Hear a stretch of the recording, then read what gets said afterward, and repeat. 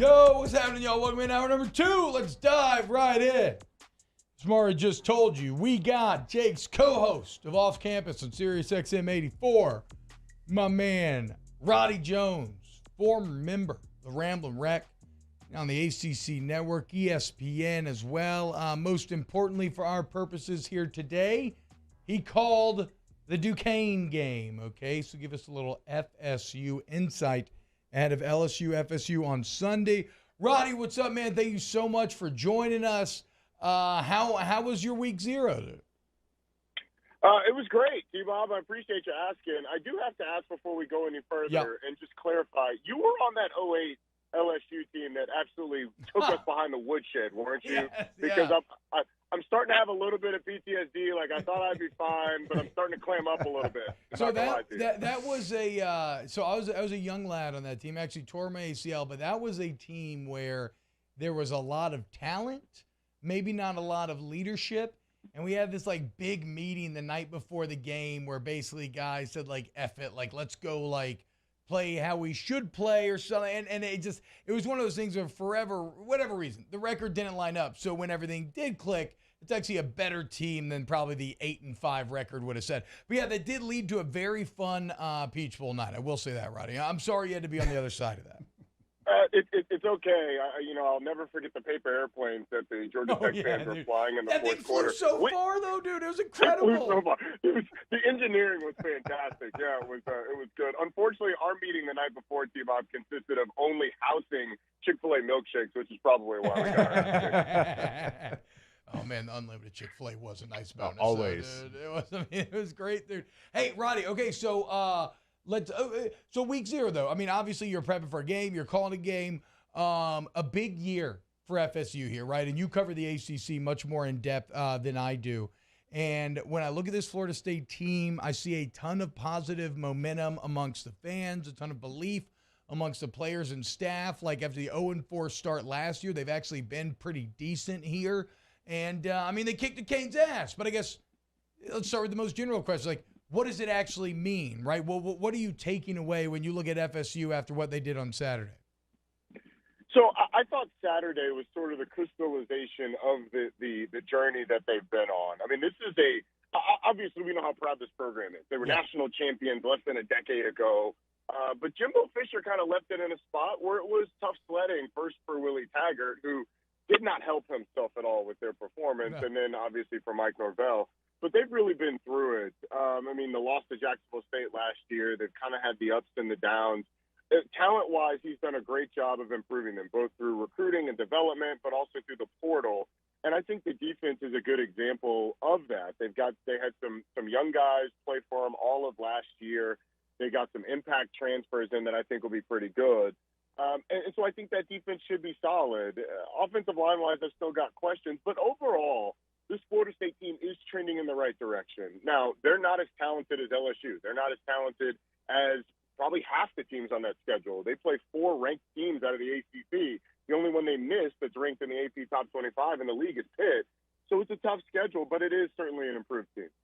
Hey, Roddy, when I'm watching the game, obviously Florida State had a plan to run the football, which be still my heart. Probably the same for you calling the game. Like, I loved how they were committed to running the football. But we all know that Jordan Travis is one of the better quarterbacks in the ACC. They only allow him to throw it 15 times.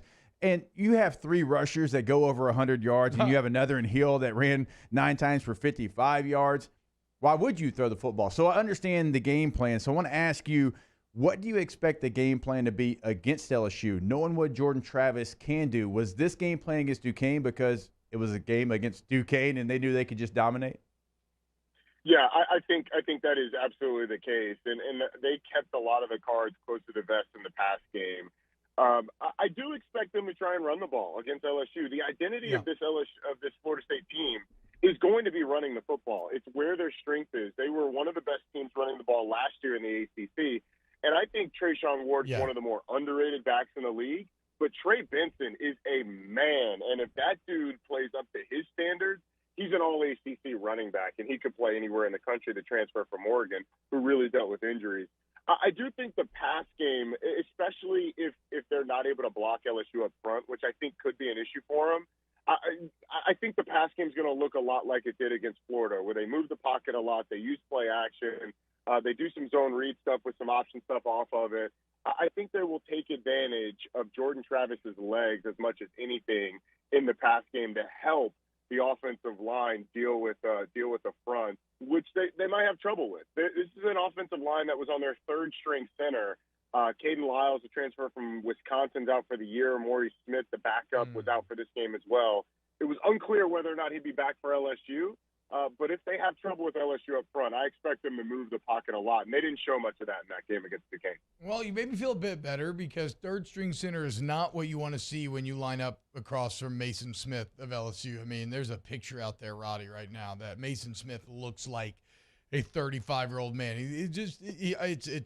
Well, I'll be interested to see. Let's talk about the ACC as a whole here, Roddy, because, you know, if you just quiz a college football fan, people are going to say SEC. They're going to say Big Ten, certainly. Maybe say Big 12 before they get to ACC. But you look up, okay, the SEC has 6 ranked teams in the top 25. The ACC has 5. The ACC probably has the best grouping of quarterbacks in the entire country. Is this a year where you think the ACC kind of gains some ground and garners some respect, kind of takes some back?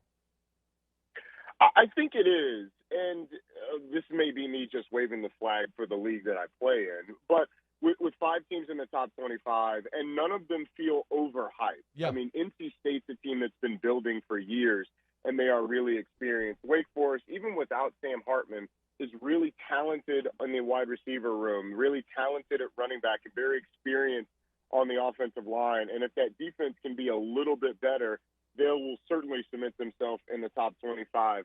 If there's one, it's Miami, but still, Miami may have the best quarterback in the league in Tyler Van Dyke. So I don't think anybody's looking at them as overrated, especially with the talent that they have on the offensive side of the football.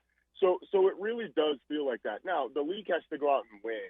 And I'm not saying that Florida State has to beat LSU or Miami has to beat Texas A&M, but you have to perform well in those games, and then Carolina has to beat App State. Yep. Carolina has to beat Georgia State. You know, NC State needs to take care of business against ECU, which is something that the league didn't do last year. One of the biggest problems for the league a year ago was the ACC champion lost to Western Michigan at home. Yeah. Pitt lost to Western Michigan at home, and now they make a return trip to Kalamazoo. So you got to take care of those games so that the respect is there once you get into conference play. No, it's a great point that you make, Roddy. And also, like, NC State lost to Mississippi State, right, who was 4-4 in SEC play. And those are games that you want the ACC to be able to go out there and win. That's why the Miami and A&M game, it feels like it's a massive game. I would even say the game coming up on Sunday, LSU and Florida State, even though, like, LSU isn't where we're used to seeing them coming off a couple of 500 regular seasons, for Florida State, it feels like it would be a massive win for them and for the conference, and,